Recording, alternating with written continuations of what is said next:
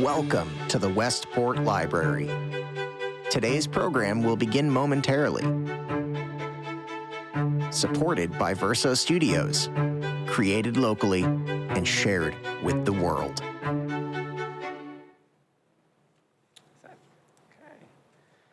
Good evening, and thank you for joining us this evening here at the Westport Library. My name is Tom Scarice. I'm the superintendent of schools here in Westport. Understand we have a few folks from around the region, not just Westport. And before I introduce our keynote speaker, I want to make a few announcements and want to also bring the subject matter tonight to Westport, in particular Westport Public Schools as well. A little PSA from the library before I begin. Do you want to support your children's learning this summer? Then join the Westport Library Summer Reading Challenge. They have categories for kids, teens, and adults. Join as a family, read as a family. All the information is on the library website, and there are even prizes, such as gift cards, Van Leeuwen ice cream, and AirPods. Don't delay, sign up today. So if your child is not reading, maybe they'll win AirPods. Okay.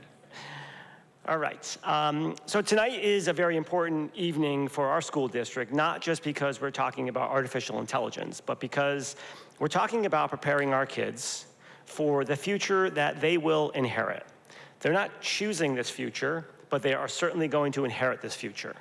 Across the country, schools are grappling with how to respond to what I would say is the singular most significant technological shift of our lifetime, artificial intelligence.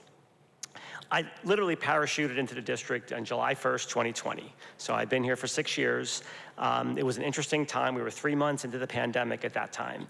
And I said back then during COVID that there's a very good chance we will never go back to the way we were, that COVID was going to change our schools forever. And when I look around the schools here in the region, the state, and across the country, we pretty much look like 2019. We did go back.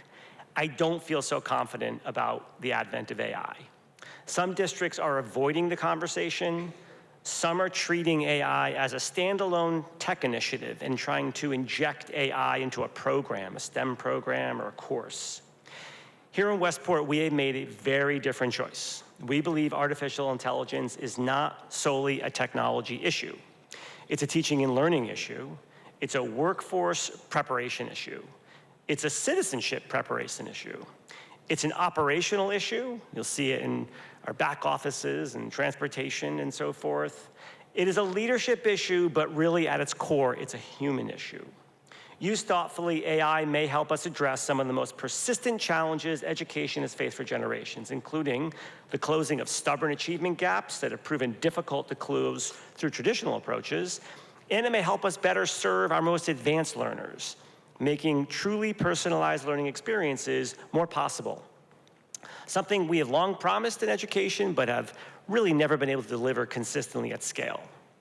Our approach in Westport is systemic. We're looking to push it in all parts of the system where it's appropriate, where it can save time, where it can improve performance.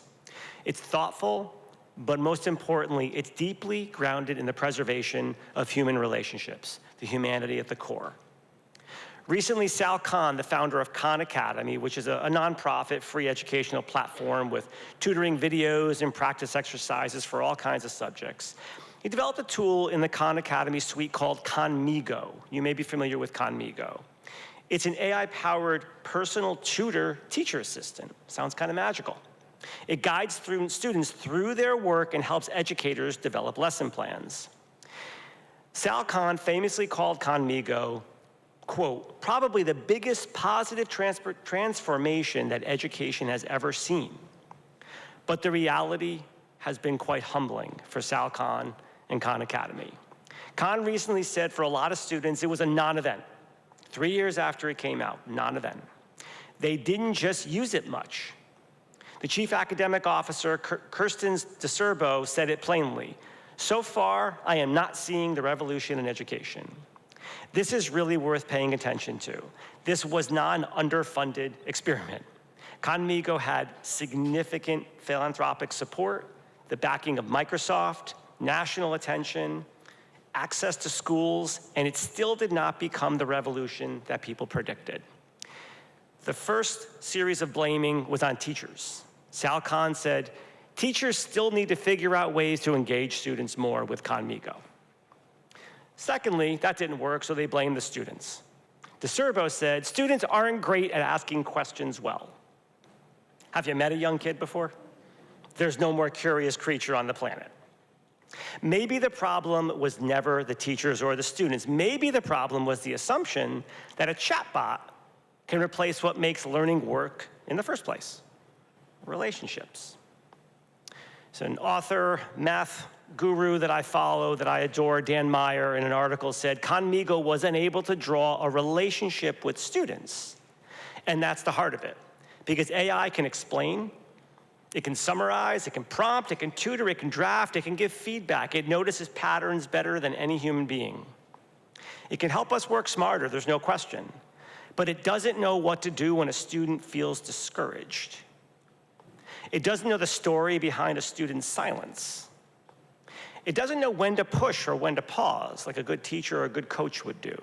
It doesn't know when to encourage necessarily, or when a child just simply needs to be seen. And even now, Sal Khan says, and this quote just gets me, I think our biggest lever is really investing in human systems, 3 years after the failed experiment of Conmigo. That is the future, not AI instead of teachers, AI in service of teachers. Not technology replacing relationships, but technology giving us more time and more space for relationships. Because students will not remember the chatbot that answered the question. They will remember the adult who knew them, believed in them, challenged them, and refused to let them disappear. And that is why relationships matter. And from my perspective, that is why AI will not take over education. This work is not about chasing the latest trend. It's about thoughtfully preparing students for a world that is and has changed around them. At the center of the work is a simple but profound belief. While technology continues to evolve, our humanity remains our greatest strength. Our vision is not to create students just who can simply use AI. It's to develop young people who are thoughtful, ethical, creative, curious, and remaining deeply human. Understanding how to leverage powerful tools while using judgment, critical thinking, and empathy. That's our vision. We often talk in Westport about being AI-powered and human-centered. These are not competing ideas, they are actually complementary. And the more powerful the technology becomes, and just in the past months, if you are a familiar user, you'll see the differences in the iterations. The more powerful, then the more important distinctly human qualities become. And it brings me to what I believe is the moral imperative of our work right now. Whether we welcome it or not, AI is already reshaping higher education. I have 2 college students in my house. I know the impact of that. It's reshaping the workplace. Many of you are probably familiar with that, and society. And our students are encountering and interacting with these tools every single day. The question is not whether we'll use it, the question is whether they will use it and learn to use it wisely. As educators and parents, we have a responsibility to ensure that every student develops the knowledge, skills, habits, and ethics to thrive in this new reality. That's why our district has begun with foundational elements, a very clear district vision, a very cohesive and coherent code of ethics, an academic integrity policy, AI literacy, not using AI, but having the skills and knowledge to protect yourself from what AI could become when things go poorly. We did a screen time audit because we wanted to make sure we leveraged the power of AI and minimize the impact of screens. And the most human part of our plan is the preservation and elevation of our humanities program. And there's nothing about technology in that part of our plan. We just want to make sure we preserve and elevate our humanities. To ignore this moment will be to prepare for students for a world that just doesn't exist anymore. To engage thoughtfully and courageously with it is to prepare them for the world that they are actually entering, and that's why a night like tonight truly matters. It's not about just simply understanding a technology, it's about understanding how we can help young people navigate these unprecedented opportunities and challenges. So with that, I am honored to introduce our guest this evening, who just absolutely crushed it this morning with our faculty, 550 teachers. Casey Cuny. We're fortunate to have him here and to listen and learn from one of our nation's leading voices in this space. Casey is the 2024 California State Teacher of the Year. He's a nationally recognized educator, speaker, and instructional leader. He is one of the most thoughtful practitioners right now working at the intersection of artificial intelligence and education. And what makes his perspective so valuable is he approaches his work first and foremost as a classroom teacher. He's still actively teaching high school students. He's someone who works with students every day, understands the promise and the complexity of these tools. His message aligns closely with our belief in Westport Public Schools that AI should strengthen human relationships and human potential and not replace it. Tonight, Casey will help us better understand how AI is already influencing learning, college readiness, future careers, and really what parents should know about the tools their students are using and how we can work together to ensure that those tools enhance, doesn't diminish, deep learning and human growth. Following Casey's keynote address, we'll have some time for a Q&A before wrapping up the evening. And we still may have some folks coming in because 230 people approximately did register for the event. The event is being recorded and you'll be able to see that online afterwards. It's not being live streamed. But without further ado, please join me in welcoming Casey Cuny.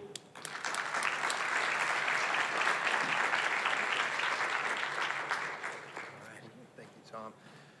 All right, thank you, Tom. It's an honor to be here. This is really exciting. Fly out from Los Angeles and get to come to this beautiful library and talk to all of you. I've been teaching for 23 years, high school English. I currently teach 10 honors and then senior mythology. Mythology is a bit of a passion of mine. I've taught 9 through 12 throughout my career. I'm also the instructional coach for my school and the English department chair. And I teach at Valencia High School, which is in Los Angeles County. It's in a little suburb, Valencia. I don't know if anybody, I see some nodding, okay, some people might know it. But we're a big high school, about 2,800 students, huge comprehensive high school.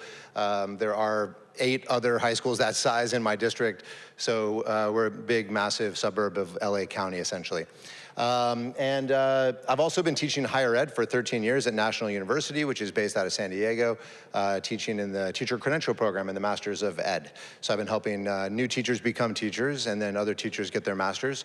And then I just got a job with ASU because they're creating a brand new California teaching credential. So I'm helping them design that as well for California. And what else? I work the book at basketball games. Like most teachers, I have like 5 jobs. But yeah, that's my classroom. That was a day when I went old school and I was the GPT and they had to ask me questions. And one of my students, this was the year before the cell phone ban, had their phone out and then they sent me that picture later. So I do really love that. So yeah, I'm here to talk to you from a teacher's perspective and hopefully to give a more nuanced take on all of this than what has been pushed out there by, of course, all the ed tech companies. And I want to try to give you a more nuanced take on what I'm seeing that is working and then also some guardrails and things that we need to be very aware of going forward.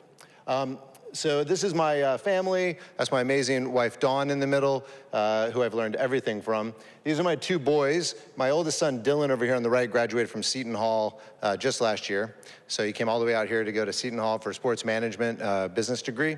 And then he's back home with us now. And then Landon over there is at San Diego State. And he is going to graduate in 3 years. So he's about to go into his 3rd year. He's in a internship at PacSun at their corporate headquarters this summer, which I'll tell you about because it was AI that really helped him get that. So this is my family, and I do see a lot of this through the lens of my boys because my older one is 24, hates AI, won't touch it. My younger one was a senior in high school, essentially when this was all emerging. And I remember I walked in his room, he was working on his molecular biology class, and he was like, I'm so confused. He had his 2 monitors.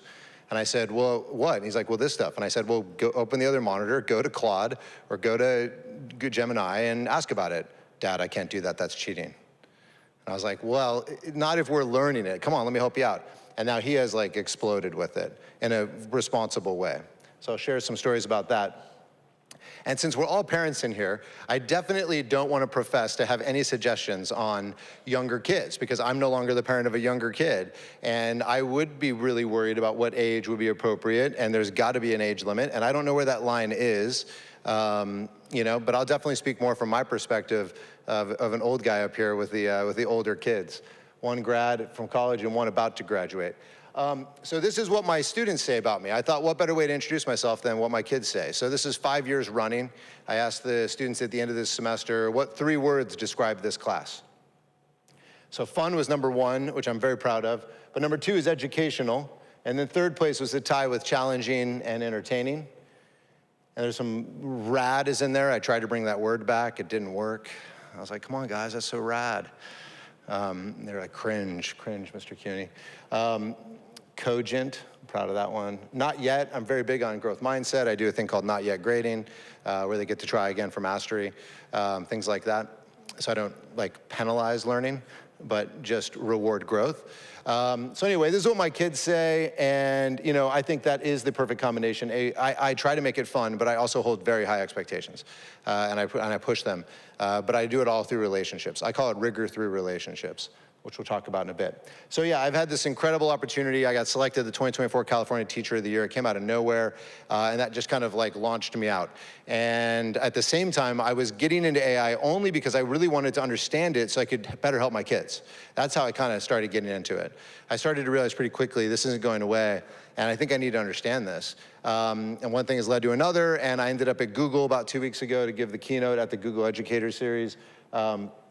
I also got to speak at Boston College last year. I was in Ohio. I spoke at the OpenAI Forum, and I was just recently added to the Cal State University AI Task Force. And you might be wondering, why is a high school English teacher becoming this AI expert? But it's precisely why. Because this is the first technology that does not require technical expertise to use well. It requires vocabulary, language, creative thinking, architecture, architectural thinking, planning. It doesn't require tech, and it requires questioning. And my entire career, I've been a Socratic seminar-style teacher. So in many ways, I've been asking questions for 23 years, and now I finally have a friend. No, I'm just joking. I do not think of it as a being. To talk back with me, though, to help me unpack things. So that's kind of my background. When I talk about AI tonight, I'm going to be talking about these 3. There are, of course, apps out there, but I think sometimes we say AI, some people conflate them with apps like Magic School and other things like that, and I'm not talking about those. I'm talking about generative AI, and there are more than these 3. There's Grok, which is through X, and Meta has one now, but these are the 3 that I'm kind of focusing on. Gemini is what I primarily use in school, and then Claude is what I primarily use personally. And then ChatGPT as well. I use ChatGPT as well, but these are kind of the 3 I'll be talking about. You don't need to log in if you have an account. This is what I said to the teachers this morning. I thought it would be important to share with you what my message was to the teachers, and then we'll continue into hopefully my message to you all tonight, was that good teaching is still good teaching. And the science on learning hasn't changed. And we know what sticks, and we know how to get things to stick. And that's not changing. AI is just this incredible tool that we can bring in at times, and other times not to bring in, to potentially amplify critical thinking, actually. But the science on learning hasn't changed. And that's a really important thing to remember. And then as educators, I pushed everyone this morning that we've got to become literate in it. I had a friend who was retiring a couple years ago, and he said, I don't want to learn Google Classroom. And I said, well, you probably don't. You're going to be gone in 2 years. I do not feel that way about AI. It's moving so fast and so rapidly. And not only in terms of like helping kids, but making sure kids aren't cheating on literally every single thing that comes across, but also the kids that could be left behind in this.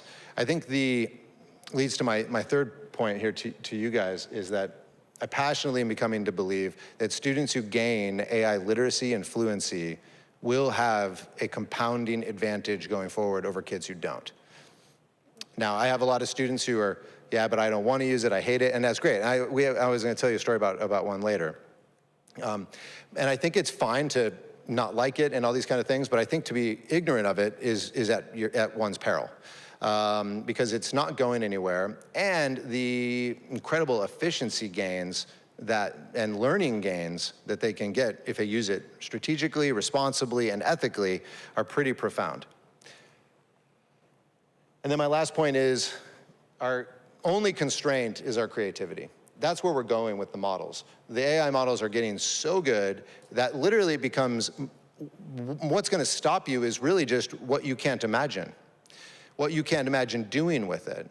And probably in here, you've had this experience where it did something for you, and you realized, oh wow, it just took the 5 things in my fridge and gave me an incredible recipe. Nodding heads, anybody? It just gave me a better physical therapy plan than I was getting at PT, right? And you see these things and you have that epiphany. And then it really becomes a behavioral shift in thinking about ways that it can be used strategically. So creativity is our only constraint. So it feels so weird standing here. Google created the age of search, but Gemini has created something different. Gemini has created the age of ask and discuss. And it is different. But we're having a hard time as a society grappling with that. And you see it when OpenAI released the data on the first 3 years of chats. The first 3 years of chats, 50% were searches, around 50%.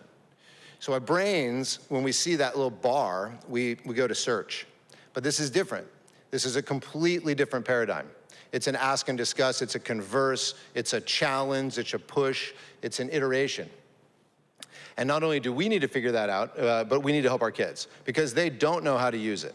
Now, our kids are digital natives, but they are not AI natives. And when I started using it in the classroom, I was amazed and shocked at how little they understood about it. I remember there was a senior and ChatGPT started rolling out this thing, and he said very loudly, "That's a lot to read, bro."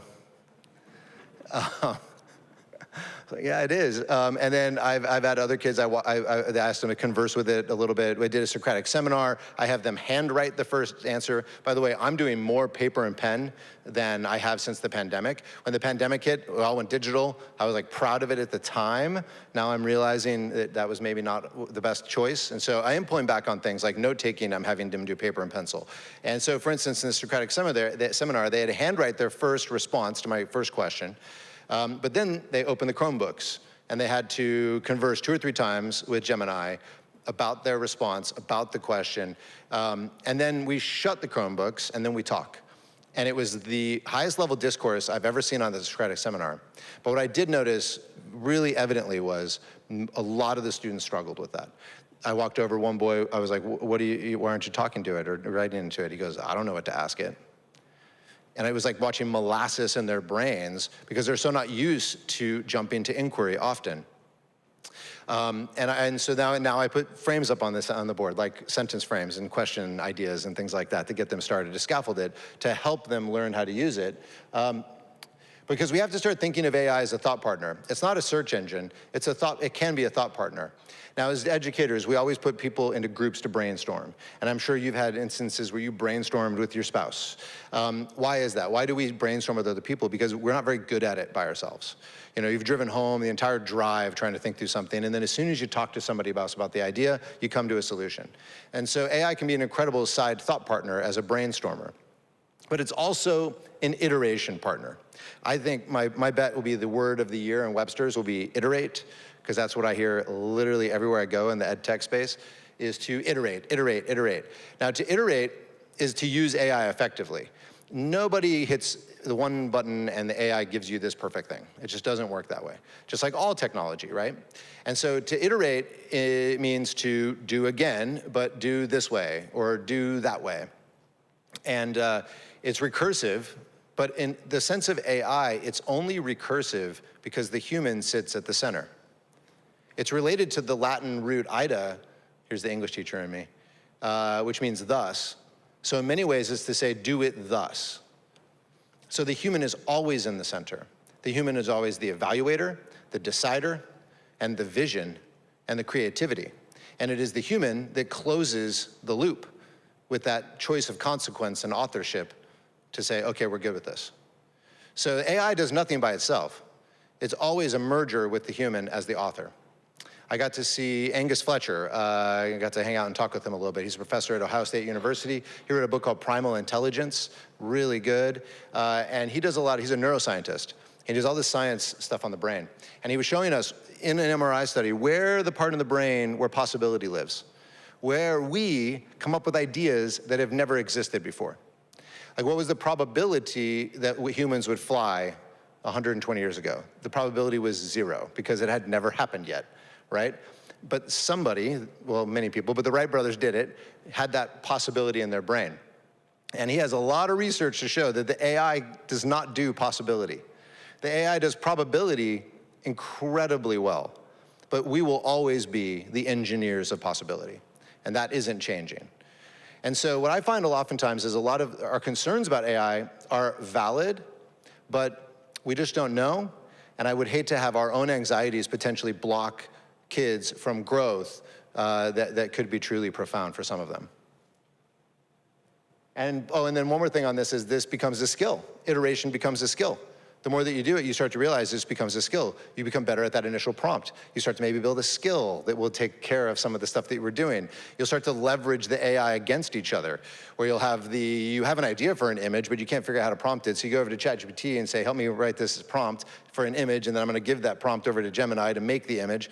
I'm gonna have a Google Notebook LM that I'm gonna design, and then I'm gonna put the Notebook LM as context in Gemini to help me learn a little bit more. So this iteration step does become a skill, and like all skills can be taught, modeled, and mastered. And so again, something I think we need to focus on. And this is when I get excited, when I think of the kids that are sitting at home who may not have a parent looking over their shoulder to give them that support, or maybe because parents are working, just not there that time. But if we teach kids to use it responsibly, and not just as a copy and paste machine, not just as a cognitive offloader, if we teach them to use it to learn, then it could potentially become an engine for equity. I did, by the way, tell Gemini to put a Radiohead poster on the wall. I love Radiohead, so. But it's gotten that good. Every image in this is made by Gemini. So let me show you one tool. I think you guys are pretty familiar. Who's familiar with Google Notebook LM? Have you used it?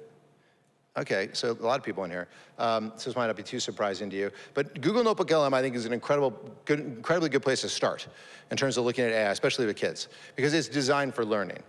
This is what it looks like. It looks like a notebook, right? You have almost like the three parts of a folder. And on the left, you have all your sources. And you can put up to 100 sources in there. And then in the middle becomes your place to chat. It gives you a summary, essentially, of my 9 sources, and then I can ask it anything I want. Now, the key, though, is it will only pull from my sources on the chat. It will not go online and find some random information. It only pulls from those sources. So as a teacher, I can make a notebook and share it with my students with a series of primary sources in there, and then I know that I'm controlling a little bit about what they're getting. And then on the right is the studio, which is all the learning tools, where they could quiz themselves or do flashcards or make a podcast or do anything over here to help them learn the information. And then this is the podcast. So this, by the way, is all about SEL. I actually used a deep research in ChatGPT to find me the top 10 most top 10 most cited peer-reviewed articles on SEL showing academic achievement gains. And then I of course, looked at all of them because 2 of them were not very good. So I threw those out, and then I ended up finding one of my own and threw these in here. And this was the podcast. I feel like this would blow people's mind a year ago. I don't know if it's all gonna blow your mind anymore, but here's the podcast made by Google Notebook LM. If you want to raise your classroom's math scores by like 11 percentile points, the answer isn't drilling more math practice. Yeah, it really isn't. According to a massive study of, well, over 270,000 students, the answer is actually an invisible infrastructure you might be spending, 0 time on. Right, social and emotional learning. Exactly. The data we are looking at today shows that ignoring the emotional reality of a classroom, it actually artificially caps academic potential. Wow. Because historically, education has treated cognitive development and emotional development as 2 completely separate lanes, but neurologically, they're the exact same highway. Welcome to The Deep Dive. I'm your host, and today we're speaking directly to you. All right. Wild, right? Now, I had this student, Clay. He was in my myth class, and we had read 3 myths from around the world on this one little unit, and we were gonna do a Socratic seminar. Now, Clay had told me numerous times he hated school. He was a hilarious kid, though, and we were getting books for independent reading in the library. And as he got his book, he walked by me and he said jokingly, "Hey, Cuney, maybe if I read this book, my dad will love me." That hit me. And I immediately went and looked him up, D's and C's. He was a special ed resource student. Well, here we are doing the Socratic seminar. I played the podcast for all of them. They took handwritten notes on the podcast.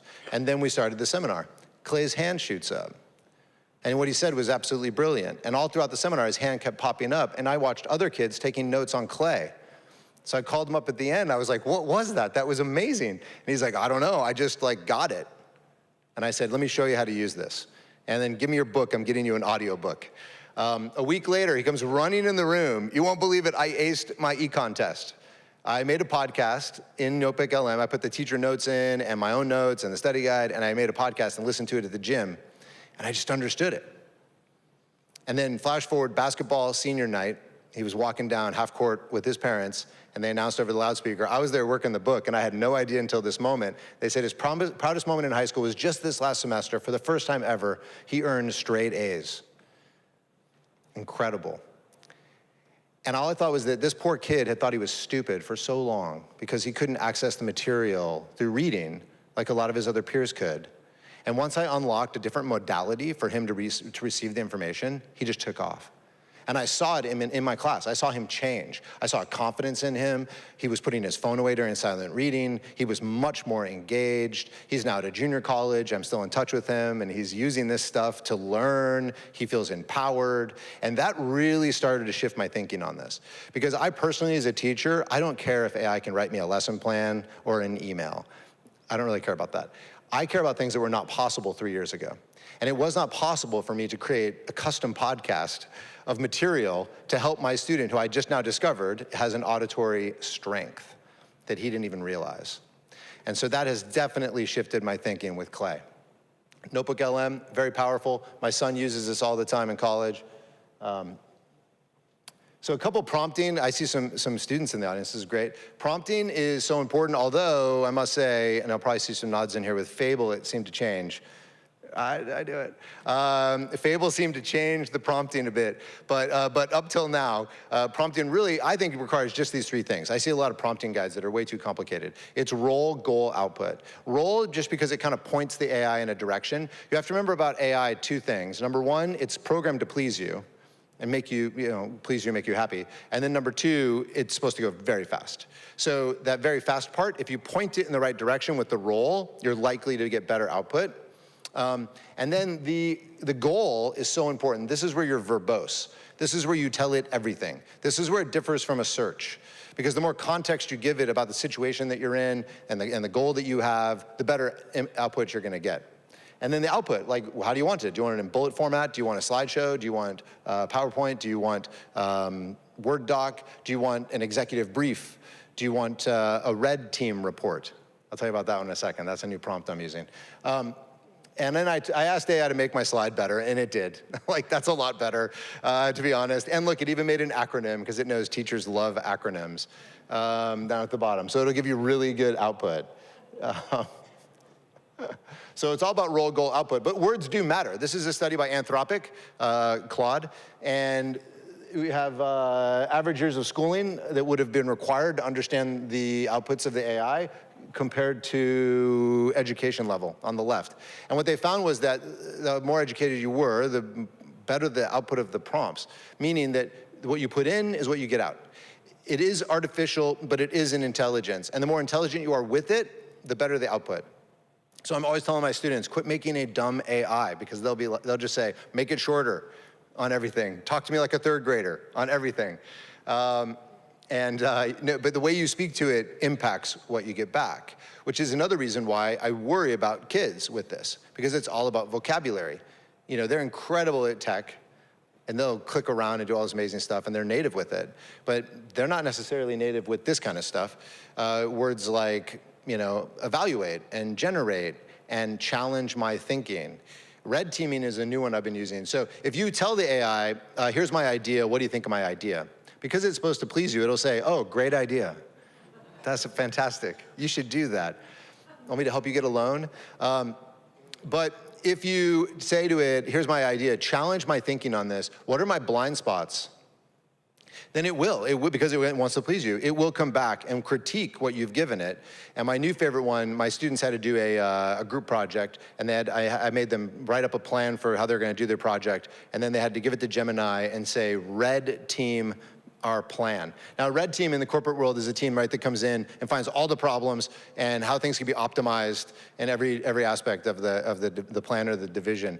And so it was great because I was waiting for it and I heard, no way, like from all the kids around the room as the AI just like absolutely dissected their plans and told them where there were all sorts of blind spots and problems and areas that they needed to improve. And what did they do? They did improve. They did grow. They were interacting.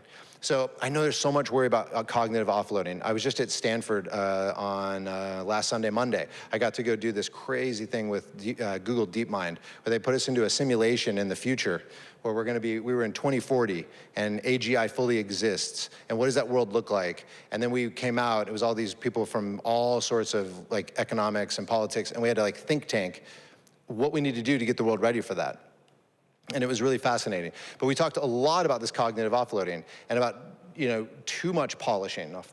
We can't be polishing off the hard edges on everything, right? And we all know that because you need those hard edges to learn, to grow. And so definitely not up here saying we should make everything easy for kids. In fact, I would argue you can use AI to amplify thinking when used appropriately.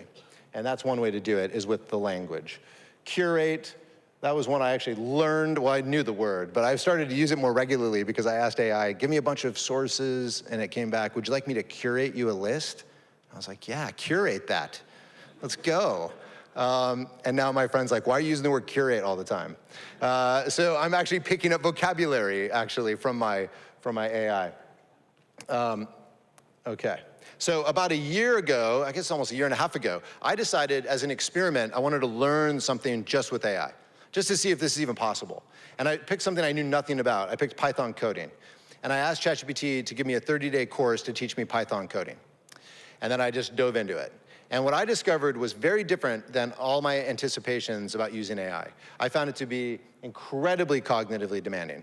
I had to constantly question, but why this? How come that? Why don't I understand that? What are the implications of this? When do I use that and not the other?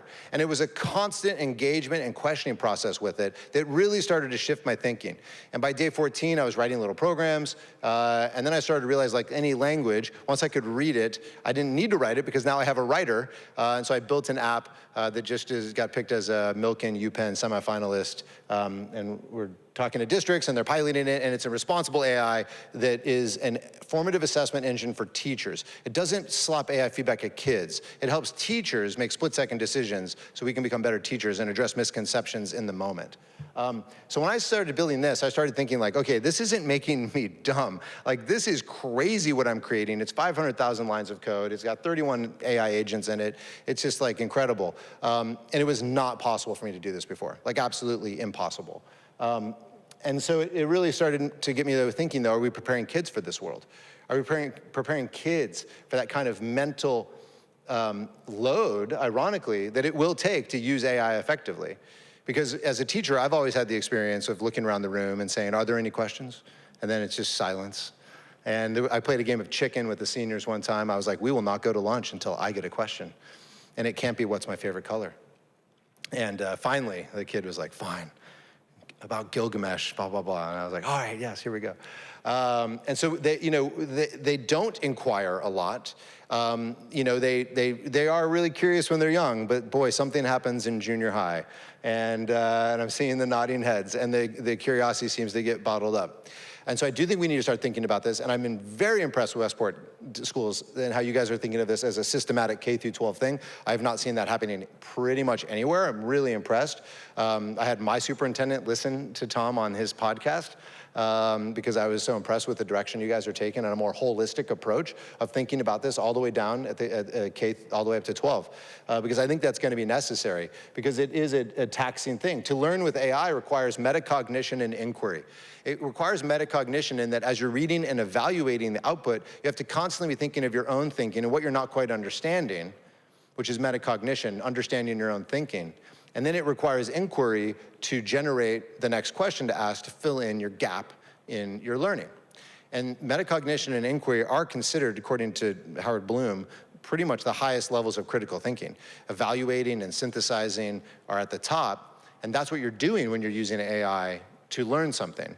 Very different than write me this essay, and then I'm gonna copy this over here or something like that, right? And we're going to get to that in a bit. How do we deal with that? And that is a big problem. But to learn with AI is a lot more mentally demanding than I think we might assume from the outside. So my challenge to you tonight is to go learn something with AI. Go learn about your Roth IRA, I did a whole deep dive in Google Notebook LM on my S Corp, as well as coding, obviously. Go learn about interior design. Like, pick something that you kind of wanted to know about and go start having some conversations. And then do a deep research and then put it all in Notebook LM and just kind of experience it. And I think it will kind of change your thinking a little bit if you are really, on the idea that this is going to make us all, because initially I was with you, I thought we were all gonna be in the movie WALL-E and just floating around and everyone's gonna be lazy, but I'm just not seeing that now. I'm just not seeing that because I'm using it and because I'm watching kids use it effectively. And I do think in this way, kids could learn almost anything with AI if they learn how to use it in that way. My son Landon, so he,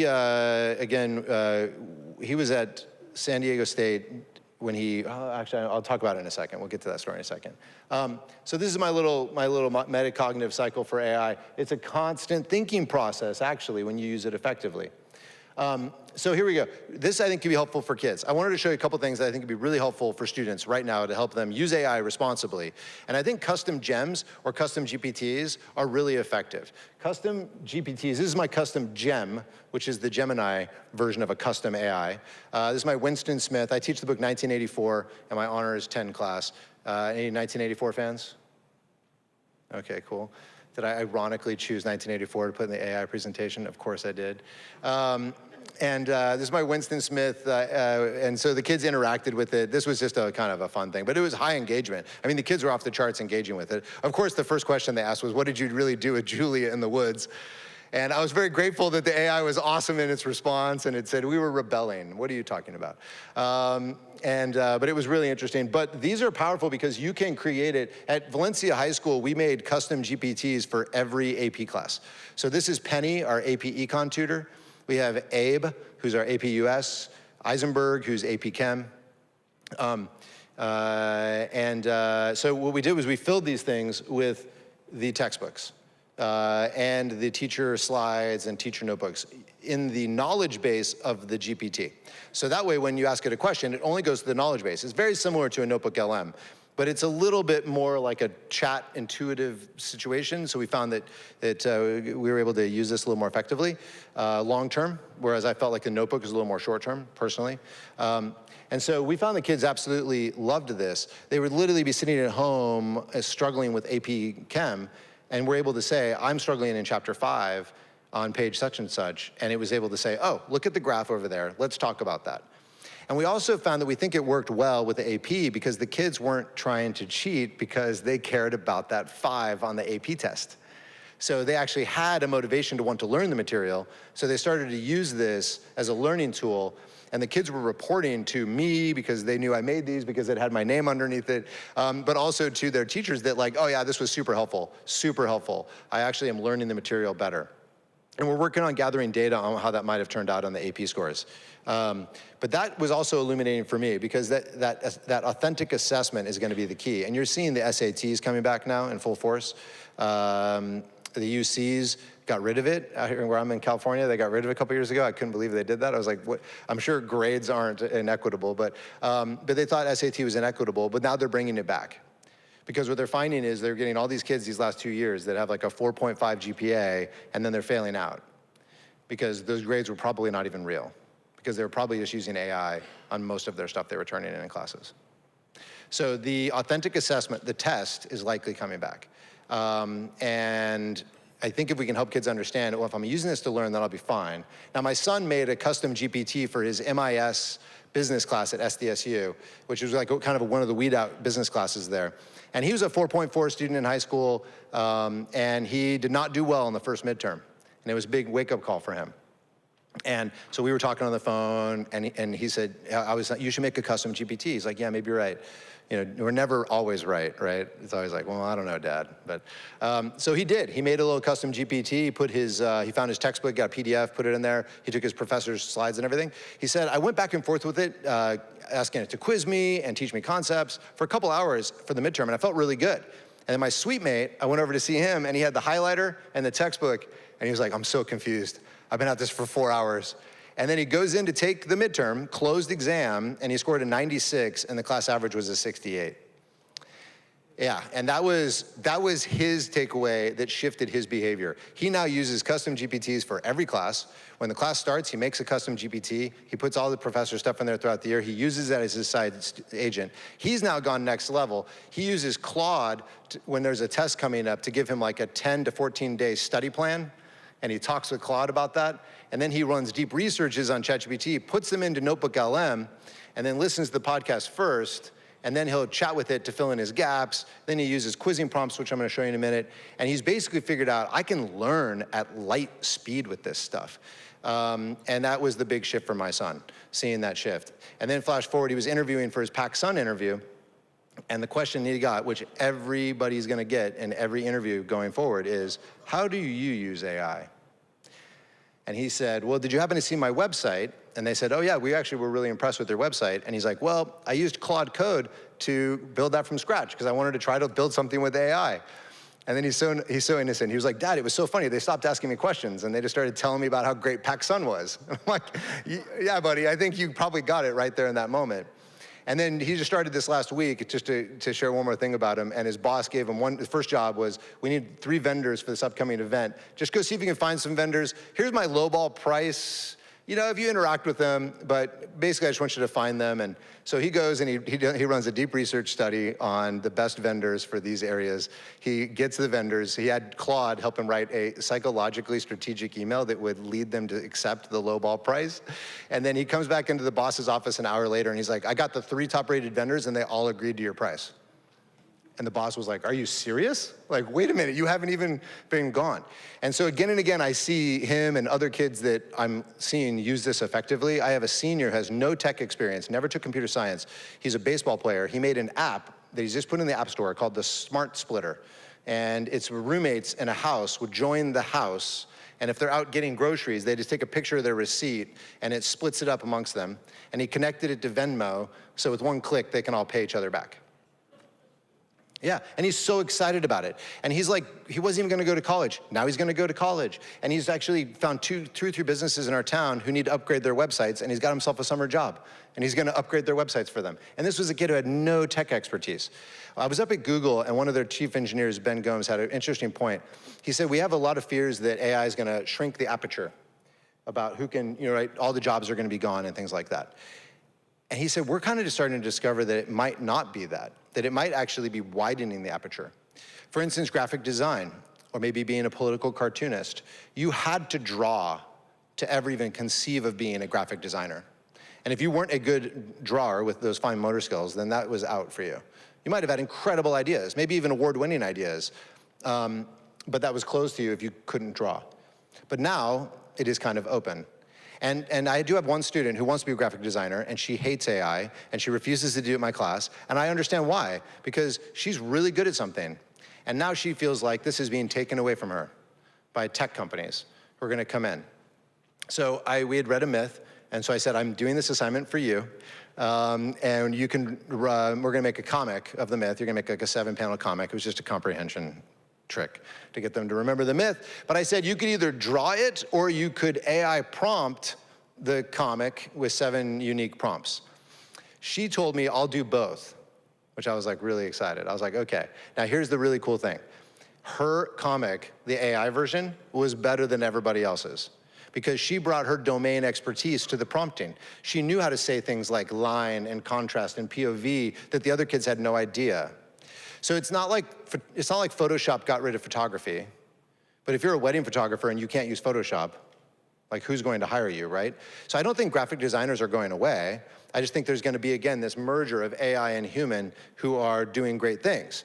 And the graphic designer will still have to understand all those things in order to prompt in that way and have the vision and the creativity. Because the AI will just replicate what's already been done over and over and over very well. But in order to create something new, my English teacher friends, I point out all the time to them, look how good it is at making images, how incredible it is at coding, but it cannot write a poem. And I don't think it ever will, because to write a poem has to come from lived experience. And this is not a live thing, right? It can look through insane amounts of data and find trends that it would take us an immense amount of time to do, and we would probably miss things, but it can't write a creative story, because that's what we do. So I think it's so important that you guys are emphasizing the humanity in what you do. And this is another one. Now, this is one I think that kids could really benefit from. Desirable difficulties down here at the bottom is this research that came out of UCLA. It's pretty current. It's based on the brain and neuroplasticity. Neuroplasticity is the science that the way you think actually changes the shape of your brain over time. That's why people do meditation will actually help your brain, or things people do like gratitude things every day because you access that brain. But I tell my students all the time, don't play poker with me, because I read nonverbal all day long for 23 years. So that's what I do. I just sit up here and I read you. So the more you do something, the better you get at it. And that's all based on neuroplasticity research that's coming out about the brain. Now, desirable difficulties is this idea that if you work really hard to remember something, and then you get it, you strengthen what they call retrieval strength, the neural pathway to get that information again. So if you saw someone in the grocery store you hadn't seen in a while, and they knew your name, and you didn't know their name, and as you're walking towards them, you're thinking really hard. You're really motivated in that moment. And then you get it, you will not remember their name, they say, for like 5 years, because you worked so hard to get it. So you have to desire to know it, and it has to be difficult. And when those two things are put together, it leads to very deep learning. Okay? And they also call it quizzing to learn is another way. Look at this one study up here done by McDermott in 2014. There was a 20% jump from the group. There was a group that just multiple choice quizzed themselves on the material before a test. And the other group had a highlighter, they reread, they highlighted, they made study guides, and did the more traditional, what we would think of as studying. The other group purely quizzed themselves over and over. Quizzing led to a 20% higher gains on the test. So quizzing to learn. Now, many of you might have been like me. When I was in high school, my mom, who's an ex-teacher, quizzed me on my study guides before every test, which was great. My mom is the best. But we have, maybe you don't have time, or kids don't have someone sitting there to quiz them all the time, and they can use AI for this. So this is the prompt I give them. So I give it to them in a Google Doc and tell them to copy and paste this whole thing. You are an encouraging, helpful tutor. Our shared mission is to understand these ideas. This part's key. Go one question at a time, otherwise it'll give them all 15 questions at once. And then I try to personalize it in the middle. How do you like to learn? And then I do like an expert mode just for fun. They can type in expert mode and it'll go hard. And then they put this into Gemini or ChatGPT or Claude. And then I have them personalize this. So in this instance, this is gonna say, I like analogies and visuals. Interestingly, most students tell me, I don't know how I like to learn.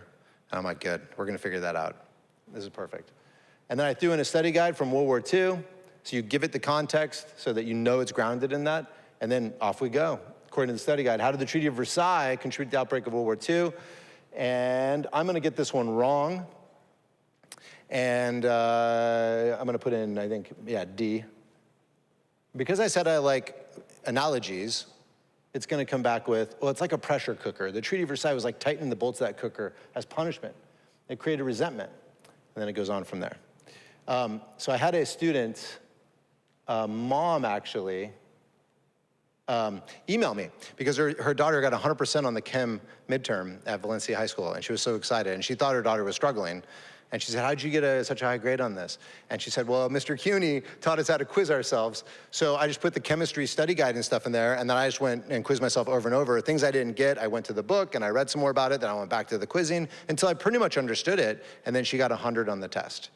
So again, I think for students in the room, like this is a powerful way to use AI to your advantage, to quiz yourself, to really rigorously try to figure out what it is you're not understanding, and then fill in the gaps. So I use that a lot with my students. And then, but this is the future I see of the power of AI, which is this human-centric synergy, kind of what I was describing with Landon, where my son Landon, where you're using all these AI pieces and you're bringing them together, and that becomes a skill, but it's doing great things with it.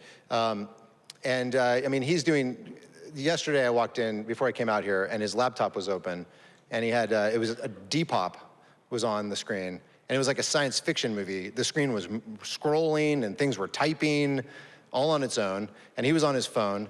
And I go, what are you doing? And he's like, oh, I built a Claude skill that analyzes the highest sold items on Depop for my item and then figures out the keywords that are most optimal. And then all I do is give Claude my pictures. And then it goes and and it posts it all for me. And I was like, are you serious? Have you sold anything? He's like, I've sold everything, Dad. So again, like when I watch what he's doing, and then my older son, who's like, I hate AI, I won't use it, and who is at home right now, by the way, without a job, it does worry me about our anxieties potentially getting in the way of growth. Because the future, we don't know what it's gonna look like. There's so many uncertainties about it. I was just talking with someone at Google about all the jobs being lost, and their feeling was a lot of that was hype to build investment initially. Also, if all the jobs were gone, there's not enough compute power to do all of that. It would actually absolutely destroy the planet. Now, I do think the energy thing is a real concern, and I have some data to show you on that. But I don't think that's gonna happen. I don't think radiologists necessarily will all be gone. I think radiologists that don't know how to use AI, though, just like photographers today who don't know how to use Photoshop.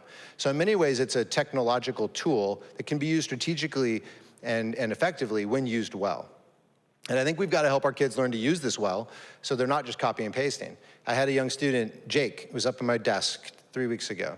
I had given them a prompt that gave them this immersive experience about doublethink from 1984 to help them understand the difference between just plain old hypocrisy and doublethink. And he came up to my desk, he's got his backpack slung over his shoulder and his soccer ball under his arm, and he looked really worried. And I was like, what's up, Jake? And he's like, well, that was really cool today. I learned a lot, but I feel like in all my other classes, I'm just getting dumber. And I was like, why? And he's like, well, and he looked nervous. And he said, I just take the worksheets, I put it in ChatGPT, and then I just write down what ChatGPT tells me, because I just want to get it over with. And I don't think I'm learning anything. And as I was saying this to him, I realized the impossibility of what I was about to say to a 15-year-old. I said, but you have to choose to want to learn that homework and not just finish it. And that's impossible. Right? If I was 15 in this era, oh my gosh, I would be ChatGPTing everything. Because I was 15 and I just wanted to look for the quickest route so I could get outside and play soccer with my friends or go jump on a video game or something. So how do we help a 15-year-old like Jake choose the harder path? The only way I've seen and the way the research bears out is they have to have an adult, ideally a great teacher, and great parents in their lives who both believe in them and explicitly tell them that, and then also hold high expectations. And what I found is the kids tell me all the time, I use AI in those teachers' classes, but not in yours. I'm like, why? They're like, well, I like you, So it's all about the relationships. It's all about the relationships. We need to expect more from our students, but we have to do it through relationships. It's all about rigor through relationships. As Dave Yeager from UT Austin has said, it's called the mentor mindset. You can have high expectations with no support. That's called the enforcer. And we probably had a lot of teachers like that. They set up really difficult obstacle courses, and then they brag that only 10% could get an A. The mentor is different. The mentor is rooting for everybody. And the mentor is still holding very high expectations, though, and is not gonna let you off. And that's the approach that needs to happen. And I think it's gonna be difficult. And I don't have all the answers, and there is no silver bullet to this. It's a real challenge. I had another student just last semester in the fall, because my senior class is a semester class, and he was gonna fail. He literally did nothing in the class. I couldn't get him to do anything. He was begging for homework. I don't give homework anymore because I know if it goes home, it will be AI'd. Everything that goes home will be AI'd at this point. So I don't give homework. All the learning happens in the classroom. I'm not seeing drops in learning. My test scores are tops in the district. But he kept begging for homework. Why can't I do this at home? Why can't we do this at home? Nope, no, you gotta do it. Never did it. So here we are at the end of the semester, and he's gonna fail, which means he's not gonna graduate. And I had meetings with his parents and the counselors, and we made a deal. If he'll come in my room and write this one paper that we were doing, I'll give him full credit on it, and it should push him up to a D, which he then informed me Ds get degrees. I was like, all right. So he comes in, and he's doing it. He's typing on a Chromebook in my room, because I have a Go Guardian, which locks the screens, and it was really sad, though. He looked up at me, and he goes, low key, Mr. Cuney, this is the first thing I've written in 3 years. And I looked at his grades, he had A's and B's in all of his classes. So I really do worry about that, right? So I was in a podcast recently and they said, are you pro or anti-AI in education? And I started laughing because I don't think that's a question. I think it's a nuanced conversation that has to happen. And there are very strategic, effective ways to use AI to bolster thinking or increase engagement or give kids passions and ideas they didn't even realize were there. But there's also a peril in this whole thing of kids just relying on this if we all put our heads in the sand on it. And without us even realizing it, I mean, when I brought this up to his parents, they were, of course, very defensive about it, but he doesn't use AI, he doesn't use AI. I'm like, I don't know about that. Of course he does. And so, I think there's a way to navigate this, but we have to do it with, clear eyes. These are 3 really good books, if you're interested. 10 to 25 by Dave Yeager. He's a UT Austin professor. Fascinating stuff from him. For instance, you might be under the impression that they don't have a prefrontal cortex until 25, but in Dave Yeager's new book, he talks about new MRIs, 3D MRIs that are coming out that are showing actually it is there. They just don't have any motivation to access it. And the reason it's 10 to 25 is not that 10-year-olds and 25-year-olds are the same, but there are findings in the research that between 10 and 25, we strive for identity and to be respected. And so the same reason why a kid will quit a sport because of criticism is the same reason they're seeing residents in big medical programs leave surgery after a really hard talk to from a veteran surgeon. And it's that sense of identity was just crushed. So this book is really good on that. The one in the middle is from Stanford. It's all about what is effective homework and what's not, and the research on it. It's really good. It's not that all homework is bad. It just needs to be strategic. And most of the problems we're seeing with AI really are a lot of homework that's just being cheated, and maybe the 15-page homework packet was never a good idea. And I'm sure I'm talking to the audience who watches your kids do 4 hours of AP every night, right? It's out of control. So I think that's gonna have to change. And then this book also really answers a lot of the questions with AI. This is the energy conversation. This came from Cal Poly Humboldt, and it's interesting. If you were to use TikTok for 1 hour, that'd be equivalent to 58 prompts in 1 hour. So you'd have to prompt once per minute to equate what it is to scroll on TikTok for an hour. Now this is individual usage. So the energy conversation in terms of energy, in terms of personal usage is really not that big of a deal compared to everything else we're already doing. Now it is a big deal in terms of the data centers, 100%. And, but to me, it's tough. That is a bit beyond my pay grade in a lot of ways. That to me becomes a national security conversation. It becomes a medical innovation question. If they really are going to be solving all these diseases potentially in the next 3 or 4 years, is it worth that kind of investment? Economics, if we don't build it, someone else will. Like, these are all big, big questions. To me, I've got 36 kids sitting in my room every morning at 8:30, and I've got to get them ready for the world they're gonna walk into. And when I saw this at least put away my worries that having the kids use AI at home is not gonna destroy the planet. And when I talked to Google, when I was up there several times, they are really working hard on this. They also pointed out, and I did go look it up and they were right, that a lot of those viral videos about the water and stuff like that is not actually, those aren't even real half the time. And a lot of that's because they just did a lot of construction. And so when you do a lot of construction in an area, it gets mud into the water system and things like that. And they're working hard to fix it. There's talk now about putting data centers in space. You wouldn't need to have a gigantic thing. You could use many ways the Starlink setup, and you could actually run data centers in space, so you wouldn't have to be sucking off the energy so bad. So I think they are working on that. But again, to me, I think it's a valid thing, but I just can't imagine holding back a kid like Clay because of my concerns about this. Because I don't know how real they are, but I know what it's doing for Clay. So that's that, and I thought that was important to share. So what's the future gonna look like? I envision it, I come in, I go, hey kids, put on the headset, talk to AI. You're supposed to read the chapter last night, chapter 2 of 1984. And then it tells me, 20% didn't read it, 80% did, though, but they didn't understand the whole setting, the beginning of the book and how grimy it is in Oceania. I'm like, okay, make me an image so that I, the teacher, can now address that with them. And then there it is. And then we move on from there. And I'm doing this right now. I'm doing what used to be called exit tickets, which teachers would collect at the end of the period, and then I'd have to go home and sort them and spend hours trying to figure out what they didn't understand. I'm doing that now, beginning, middle, and end of the period, by using my app and AI to tell me the misconceptions. And then I'm addressing the misconceptions in the moment. And I'm seeing incredible learning gains. Stuff that was taking weeks is now taking days. So I'm seeing that happen in real time all the time. And the future, we don't know, but we need parents, and we need a partnership, I would argue, with parents and teachers working together to help shape this future, way more than the ed tech companies. No shade on some of them, but we need to be at that table shaping it. And I'll leave you with this quote. It looks like it was written about AI, correct? How I was talking earlier about using AI as this protracted sense of wondering and inquiry and questioning and all these kind of things. But this was not written about AI. This was written by John Dewey in 1910, the father of the American progressive education system. So I think while we have a lot of concerns and anxieties about AI, they're very valid. I think in many ways our answers are found in what is always worked in education, which is the science that grounds it in solid pedagogy and relationships with students to motivate them to want to learn, and then helping give them the tools to access that material so that they can learn. And great parents like yourselves who are supporting them as well. Well, thank you very much. It's been an honor to speak to you all.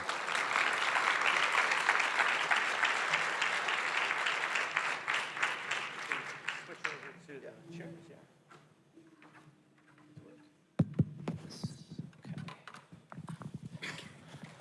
All right. Thank you, Casey. Second time I heard it today, and it was just as good as the first time. So it is about 8:15, and the library said we can stay. So I have some questions that I can certainly prime the pump with, but I think we have a microphone over there, and if anybody wants to kind of help themselves, it'd be great to have a Q&A. You've probably heard enough from me tonight. So if, and we do have our first question, I believe. Yep. Very much. I'm excited to go and learn something new with AI, so thank you for that. I'm a mom of 2 juniors. They're going to be seniors next year. They will be heading to college. And I have all the concerns of, is their major going to disappear? Are they going to get a job? But I'm hoping that in the next year, and maybe in the 4 that they will be in college, they will be prepared for the new world, right? And hopefully they will be as excited as you are and your students are to use this new technology. I wanted your advice for college kids or kids that are heading to college. Yeah, so college, I mean, I think in many ways, college is a great spot for it because the colleges are, you hear this return to blue books, and there isn't a lot of homework in college. So I think kids that are getting by on using AI in high school, but in college you have to learn the material. And so if you can start to learn to use it effectively, I mean, I would suggest getting your kids on Notebook LM and Claude. I mean, Claude is what I personally use all the time. Oh, I didn't get a chance to show you. I have a travel agent now that built me this beautiful brief about Westport, Connecticut, and top coffee shops in the town, and it goes through my calendar and it finds everything I have coming up and pulls my confirmation codes for my flights and puts it all into a brief for me. It's incredible. So Claude and just using Notebook LM is a really powerful thing to do. But thought partnering with AI on how to study is also really powerful. And then I think also it's just kind of giving the permission, because again, I found with my own kids was like, oh, I'm not supposed to use that, Dad. Yeah. And it was like, well, let's use it to learn. And then I think it could be different. And things they're interested in. My Landon's also like a little social media influencer, and he totally used AI to figure out all the Instagram algorithms. And he went from 0 followers to 40K in 1 year. Wow. And, but so I think that was something he's very passionate about. Yeah. So I think it's important to tap into what they're passionate about, and then encourage responsible usage of that to do that. Thank you so much. If I can share a couple thoughts on college as well, and you can sit, you don't have to stay if you don't want to. Yeah. Last summer, I was invited to attend a conference at Berkeley, and 25 superintendents in the country were invited. I just knew a Long Lot's parent. There was nothing special about me. She had a connection with the organization that was hosting it, so I was like, yeah, it'd be great. So it was leadership, AI-powered leadership, and it was about 2 days long, 3 days long, and we discussed public education, the challenges with AI. We had a keynote speaker, former Homeland Secretary Janet Napolitano, and she was great. And what was great about it is that a keynote speaker with 25 people, you're just like sitting around having coffee with her, so it was wonderful. But there was quite a chilling effect when she expressed her ideas and thoughts and concerns about college with AI. She's been at Berkeley for a while now as a professor. She doesn't see a future where college is going to prepare kids to use AI, at least not systemically across the university. And I have 2 college-age students in my house. And they have both expressed to me that their experiences are very different by professor, even in the same department. So, my son's roommate, their English courses, they have different English teachers, him and his roommate, and the expectations for the use of AI is night and day. So, Secretary Napolitano's message to us as she pointed to the 25 superintendents, it's on you. It's gonna be on you to get kids ready for this world, because college is just so wide-spanning and they don't have really the wherewithal to do that. I would say from advice perspective with my kids, I threw them in the deep end of the pool. And at both of my kids who are in college, I said, here's Notebook LM, here's a ChatGPT account, start to use it, start to mess with it, and we definitely saw some benefits from that. Yeah, and my kid's the same thing. At Seton Hall, my older son, we had a lot of anti-AI sentiment from professors. But at San Diego State, my son's getting a lot of professors that are encouraging the usage. I stole the line from the professor. I use it now with my kids, but my son had a marketing professor, and the kids asked, "Can we use AI to help our presentation?" And he goes, "You better." It's not going to look very good compared to all your peers. You're getting up here to do a pitch. And so I think that it depends again on the professor, but I'm hearing the same things, that the colleges are just incredibly slow to move on this. I don't think it means don't go to college. I think, again, I do know though that kids are having anxiety about this. My son's suite mate's an accounting major, and he's all the time like, what am I doing? Was this dumb to go into accounting? But no, he got a Deloitte internship and he's on his way. And I think it's tough because we don't know, right? Yeah. And I think there's enough evidence now that if they were to fire 30% of the workforce, it would decimate the economy. It would also overload the energy so badly that all of our power would be going off. So it's not going to happen. And they're also seeing articles coming out too that companies stopped hiring entry-level workers, and they're now seeing very negative effects of that. It wasn't just about that kid doing that work, it was the culture. And it's trying to break apart culture. So I think we're just in a flux position, but I think, I think college is still valuable for sure. This was really fantastic. As somebody that's worked in technology for over 25 years, this is really great. And I do work with this every day in my daily professional life. So I asked Claude, what would you ask? Oh, nice. So metacognition versus cognitive unloading. It seemed to be like the theme of the last half of your presentation, and it had some really great questions. How do you operationally distinguish between a student using AI as a thinking tool versus replacing their thinking with AI?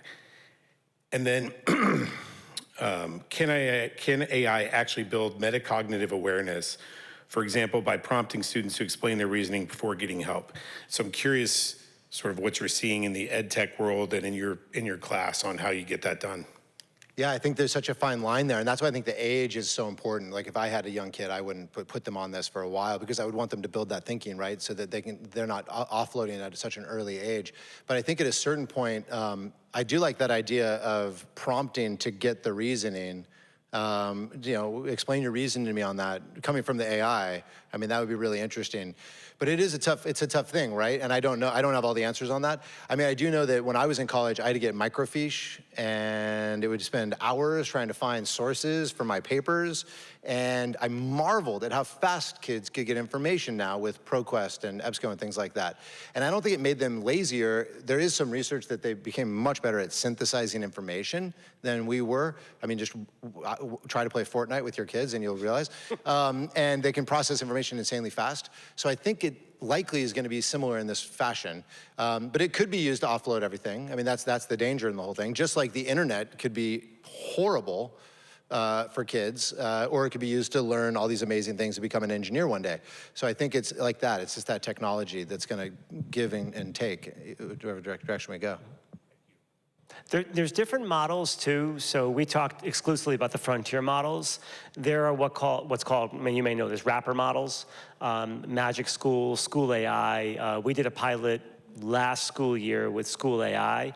And the difference with the wrapper models is they have some type of big backbone to it, I'm sure one of the big engines, but they give you a lot of controls as a teacher.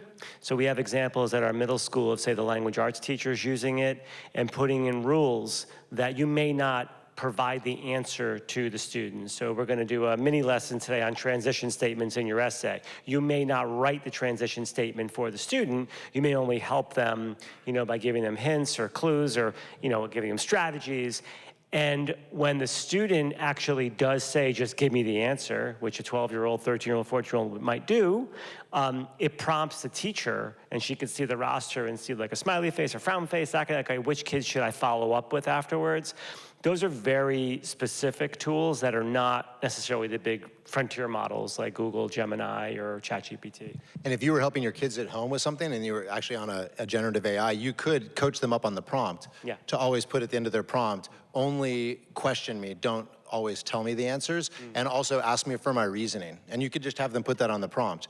Another one is always ask me questions if you have any need of clarification is always a key to put at the end of a prompt. Great work with the nuance. Your question, that's not the right question. I agree with that. My question is about the anecdote you brought up about the graphic designer and the 2 comic strips that the student submitted.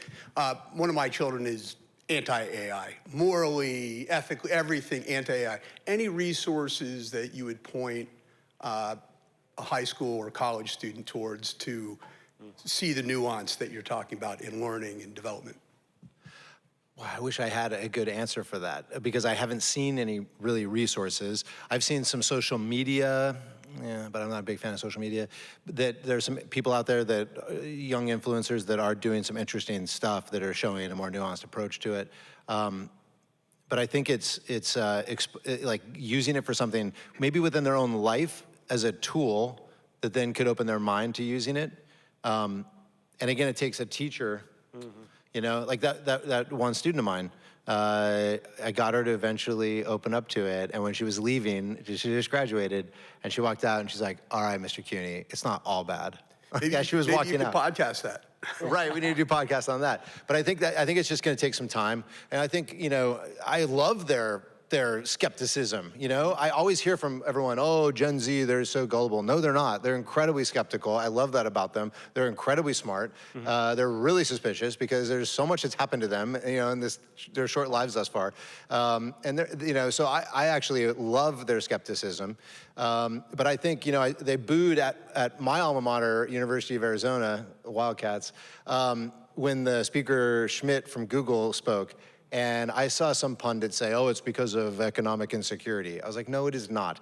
It is anxiety. I think it's an anxiety thing. This poor generation has had to go through the pandemic. They've had to watch all these things change on them and many parts of their childhood taken away. And then now suddenly they find out that what they love to do is going to be done by a computer. Are you kidding me? But I think it's important just to communicate to them that we don't know that that's true. And again, it can't creative write. And you guys saw these images I put up there. They're nice little graphic images, but they're nothing like a painting. And you can tell when you read. In fact, I would argue that good voice in writing will be a more valuable commodity in the future than it even is now. Because we all are on LinkedIn, and you see the horrible slop LinkedIn posts by people that just use AI. And then when you see a really good one with good writing, it stands out. So I don't think any of that stuff's going away. So I think it's really important to communicate that. Because the other thing, too, is they're on social media, and TikTok, depending on the algorithm that they're in, could be just constantly feeding them, AI is the most evil thing in the world, constantly, and that's going to eventually start to impact things. So they need that nuance. And I would say, from my perspective, we're humans. We have 550 teachers in our school system here in Westport, and there are faculty who feel that way. And we have to have, good, logical, rational conversations about it, but not dismiss the concerns that they have. I used a very personal story this morning about, my dog. I'm a dog guy, and, if something's wrong with your dog and you're a dog person, you'll move heaven and earth to help them. And I found a story of a guy in Australia who, not a scientist by any stretch of the imagination, used AI to develop an mRNA vaccine and saved his dog's life. And that might be something that resonates with a kid. There's trade-offs here. Talking with faculty about the trade-offs when it comes to you gave with Clay or Clayton, those examples of how you can change a kid's life.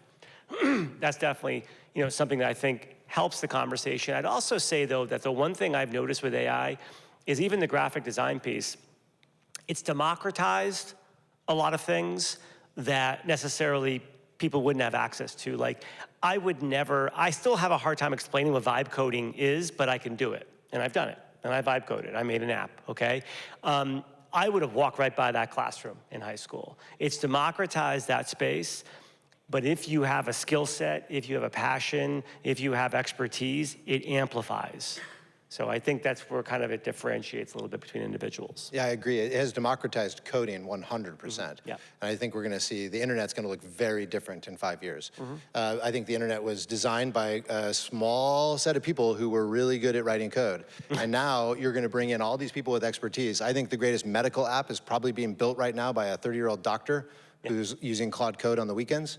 That's why I made my own app. So I think that's changing. But also, too, I think one way to get to kids is, I was on talking with someone at Google at that Stanford event, and I said, come on, give me the truth. Is this hype that you guys are gonna cure all these diseases?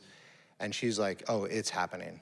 Like, the scale and the pace of the medical research now, AI-powered, is insane. Like, they're looking at being able to basically, and it gets a little 1984, but when you have a kid and it could give you the list of things that could potentially deal with down the road. Don't eat these things, don't eat these things. Right now we wait till a heart attack to then go, oh, you shouldn't have eaten all that stuff.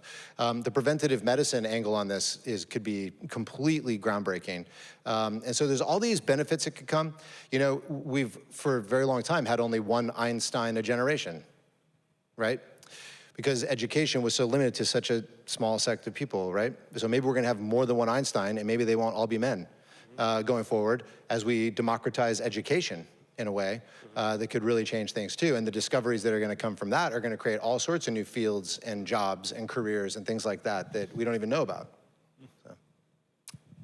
Hi, my name's Brett Adams. I was curious when you mentioned you gave the same presentation this morning to faculty at the Westport School District, and as someone who's venturing into the world of teaching a little bit late in my career, I was curious if you could give us a sampling of the types of questions that our own teachers were asking you today.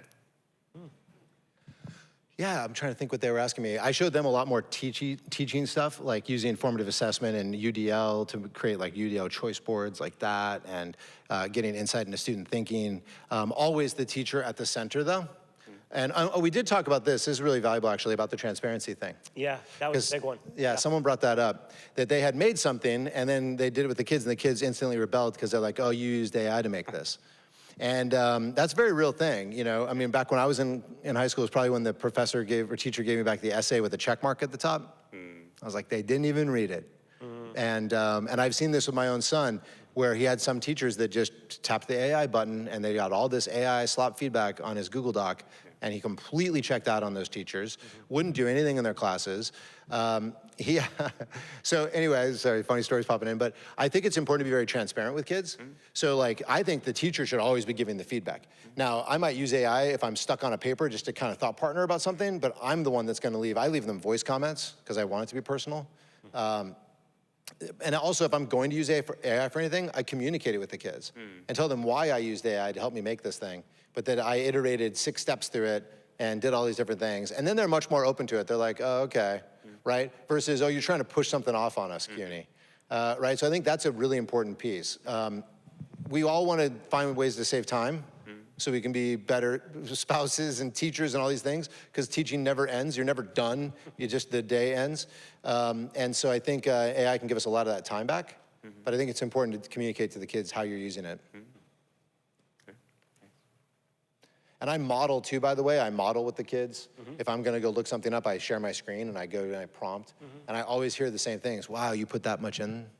The transparency thing is a growing, in higher ed, that's one thing I think higher ed is starting to get right, is some of the departments are starting to put a scale in where you're disclosing to your students the degree to which you used AI. We have an academic integrity policy that's going to go live in September for students, and we're also going to have a teacher transparency practice as well, so kids know like the degree to which a teacher is actually using AI. I think it's really important. I think so too. Hi, Casey. Thanks for speaking tonight. Curious, have you seen new and innovative ways that generative AI can help people learn foreign languages that's effective, and different than maybe the way we learned in school? Thank you. Oh, that's a great question. I mean, I've seen it more from our English language learners who are trying to learn English at the same time learning chemistry and calculus. And so we've given them pre-made prompts that basically say, like, you're my language tutor and helper.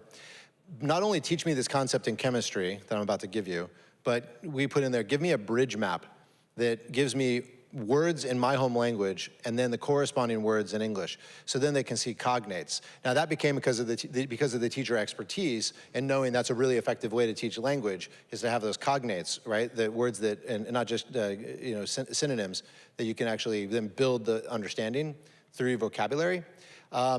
But I think you can, I've seen instances where we've, in our world language classes where we had prompts that kids would copy the whole prompt in, and it would basically simulate that they were at a restaurant ordering, and they had to like either hold the button down and talk, because the Chromebooks now allow basically text to speech, or typing, and they were able to interact basically in Spanish in this instance, back and forth with the AI. So I think that is gonna be really powerful. You can turn on ChatGPT voice mode and have it do it in any language.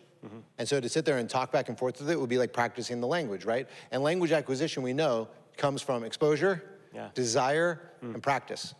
And it's all of that together. There's a famous guy named Krashen who did all the research on language acquisition theory.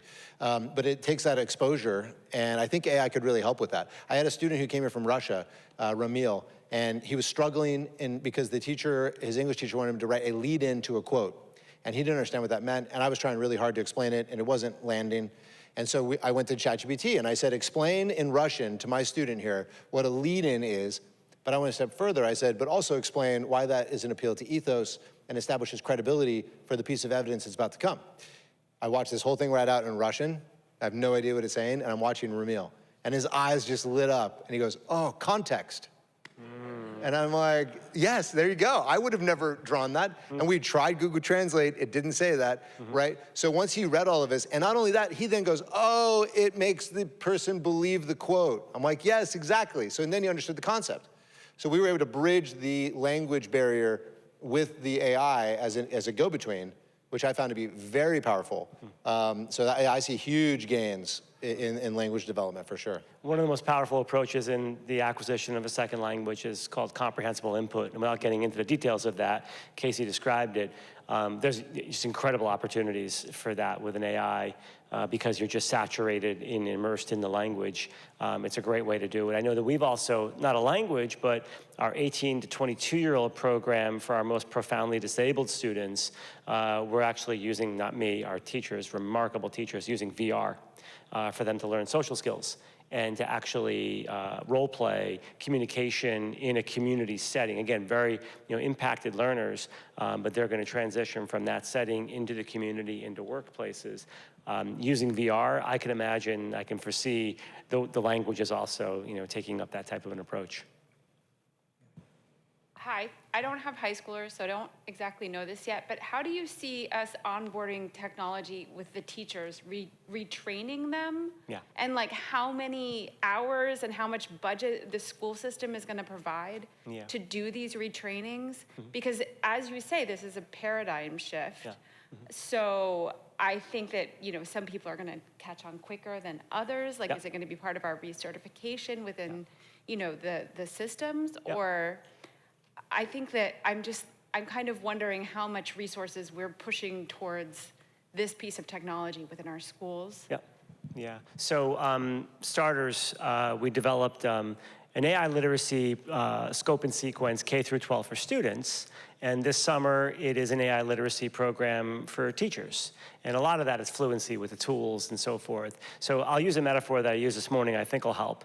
I came from my prior district. We were a Microsoft Office district. I used Microsoft Outlook for email. I used Word for documents. When I came here, we were a Google district. Okay, so I was not familiar with the interface. I had to kind of learn all that. I was so fluent with the Outlook suite that it took me a little while. But that's a minimum standard to work here.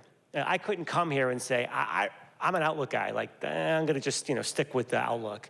No, you're a Google Suite district, we are a Google Suite district. We're gonna learn Docs, we're gonna learn Slides, we're gonna learn Gmail, and now Gemini, and Notebook, and all that. we are establishing what is that minimum level of expectation of fluency for teachers. Many will go to a whole different level. I was at the Staples High School faculty meeting right after Casey's keynote this morning. It's a great conversation, gave them some time to debrief and then give takeaways. One teacher raised their hand and said, "You're talking platforms. I don't use any of this. I have no idea what you're talking about." Next guy, as far as prompting's considered, all of the models that I use, they are reasoning models. They prompt for themselves. I create agents. Like, whoa, whoa, whoa. Okay, we got major bookends going on here. So our job as a system, that's why the systems approach is so important. Here's the minimum level of expectations of what we'll use it for as a teacher. If we're gonna go beyond that, that's great. I mean, that's fine, but we have to have that floor established and the just-in-time training to address that. A lot of that is actually internal. We have talented people inside. We have our ITL team. A couple are here tonight. We have technology coaches and so forth. We'll be doing that along the way, but we're not gonna roll things out unless we know that teachers are equipped to actually use them in the classroom. Great question, great question. Hi, how are you? Hi, how are you? I have a question about, you've put some really good skills together of how to learn. And I've actually used a lot of what you mentioned for my own personal, and it's great. But are we optimizing for the credential? Are we optimizing for that grade when AI can simply make that artifact really easily? So essentially you're making a skill, you're having kids learn this and they're able to learn it very quickly and digest the material. And then they take a test or an exam, SATs or whatever, and then we have created this credential system where they go down the line and hopefully get to a good college, another credential, get to a good job. Mm-hmm.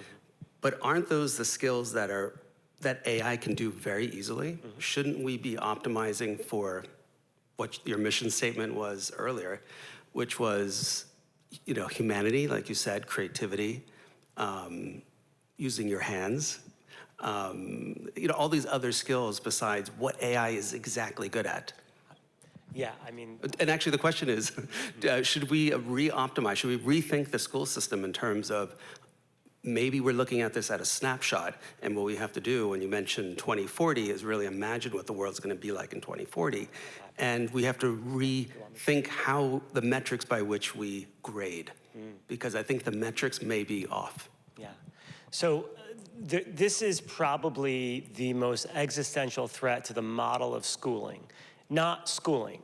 The Westport Public Schools aren't gonna go away. We offer, if we do, we're the last ones to go away, okay? And this is the editorial part of the show.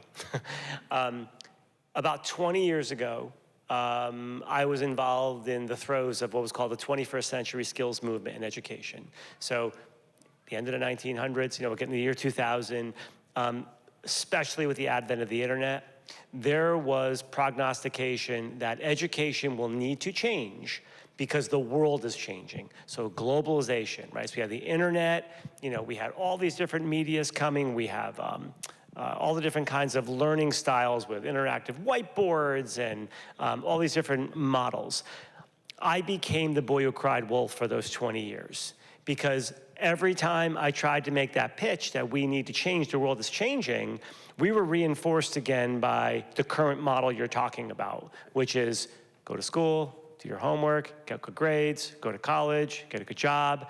I question that narrative right now. I don't really think it's there. And we do have a canary in the coal mine with a student who's graduating from Staples and going right to Palantir to work.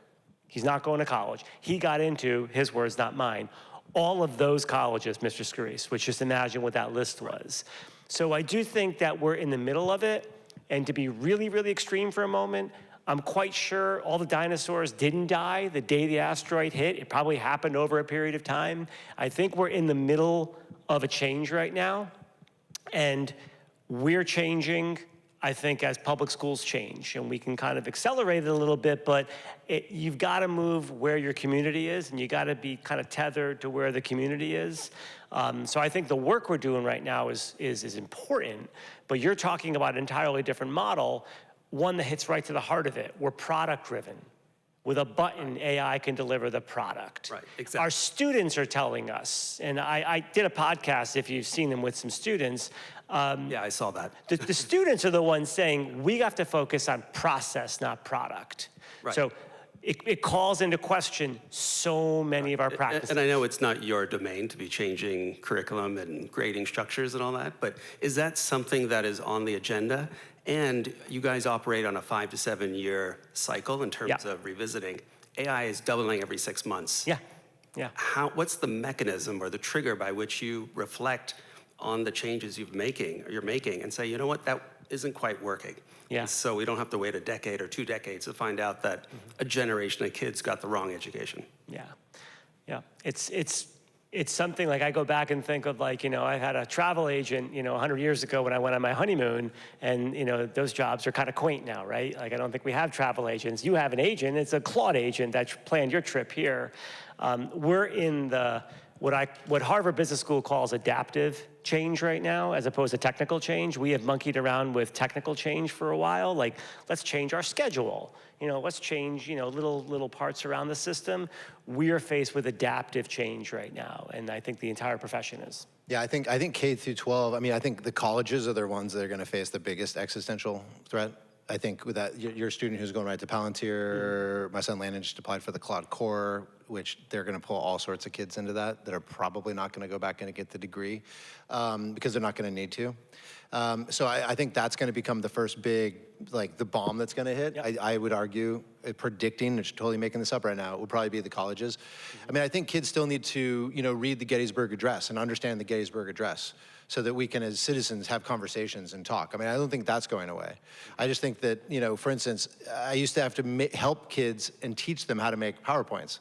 I'm an English teacher. It's not my job to do that, but I ended up having to do it because I wanted them to do presentations, and they would do these horrible slides with a block of text, And so I actually did little lessons where I would teach them how to make a good PowerPoint.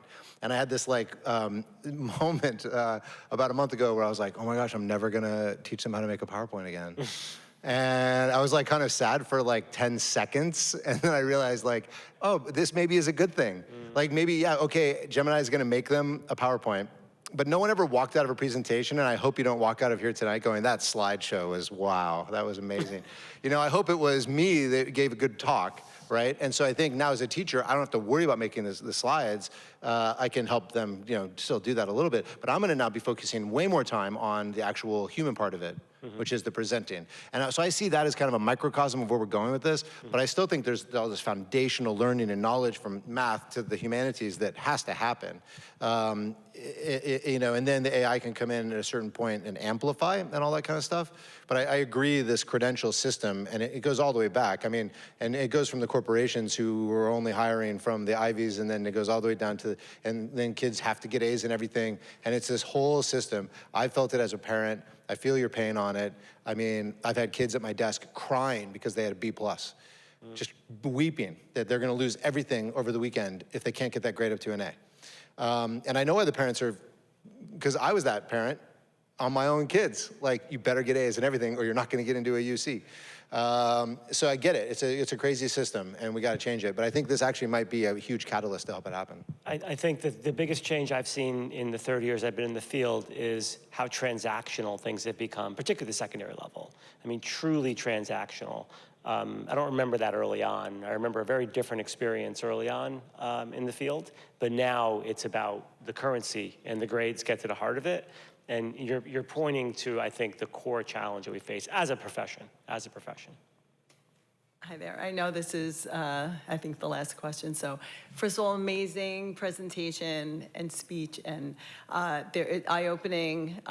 My husband is an early adopter of, he uses Claude very much for business. So I think looking at it, he'll be challenged to jump in now as the parent, getting our children involved in doing all that stuff early in your presentation. That's the area that I want to ask for your help in a selfish way.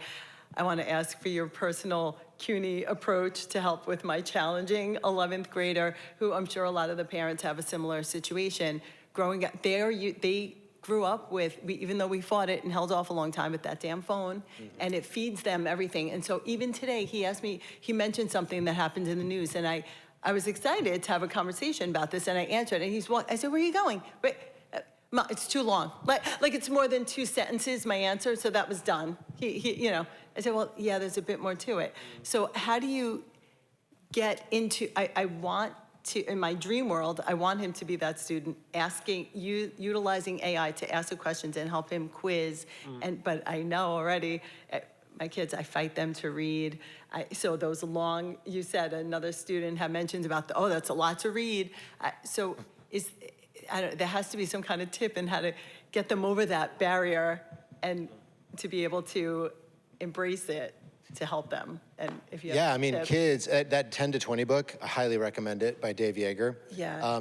You know, kids are passionate about what they're passionate about and what gives them a sense of identity, right? If they're into athletics, I've always had some people kind of diminish that. Oh, they're just in well, that's their identity. If they're in choir, that's their identity. And so their identity might not be doing well in Algebra 2 trig. And so therefore, they're not as interested in it. And that's, you know, it's just kind of being a teenager. So I think it is a challenge. I think maybe finding something that they are passionate about and getting them to use it in that way. But I love that you brought up the contrast between social media and AI, because I think a lot of people have conflated the two, and they're nothing like each other.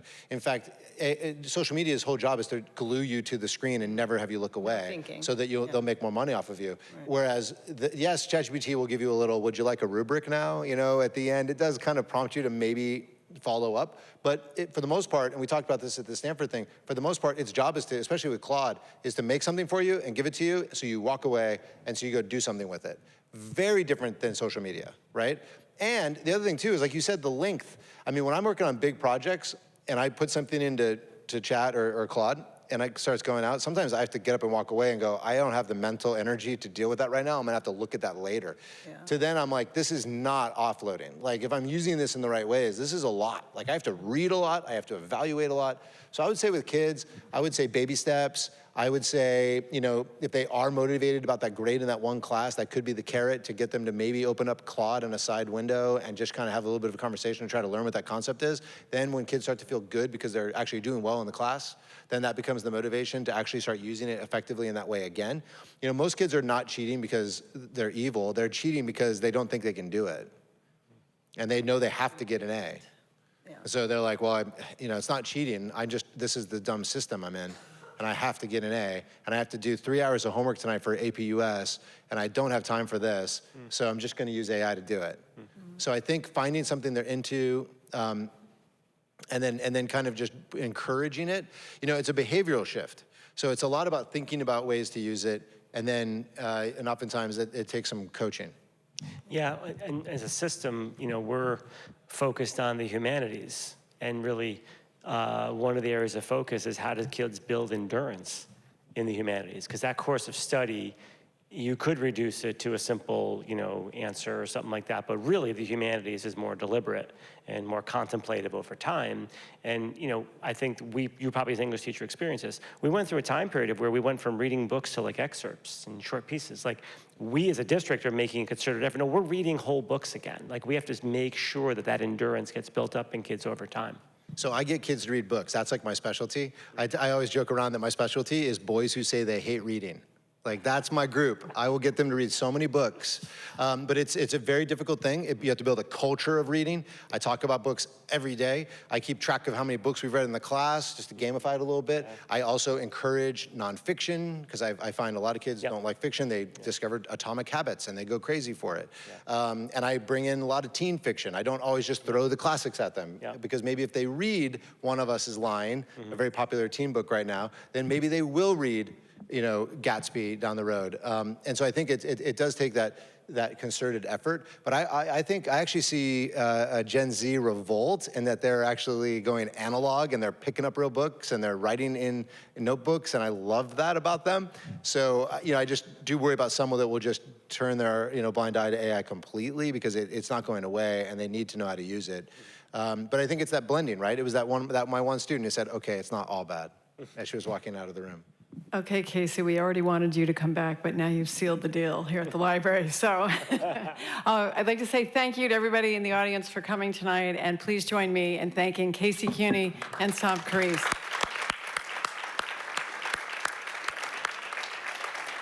I did have one last question from a parent who had to go, but she said she would check in. I wanted to know, and I think you mentioned you weren't sure exactly what age is the right age to start using AI, but she was wondering on a personal level, just your opinion, what you think might be a good age to start Yeah, if I was a parent right now, I would probably lean on 6th grade, 7th grade, 8th grade, starting to bring it in, because that's when you get into that upper elementary. But I'd be very strategic about it, and I would probably be right there, you know, kind of looking at it. But once they were probably in 8th and 9th, I would be fully encouraging for them to use it. Having taught them how to use Notebook LM and having taught them how to do these things, you know, I think that would be really a key thing. Okay, well, thanks again. And please feel free to connect on LinkedIn or Instagram or whatever, and we'll keep in touch.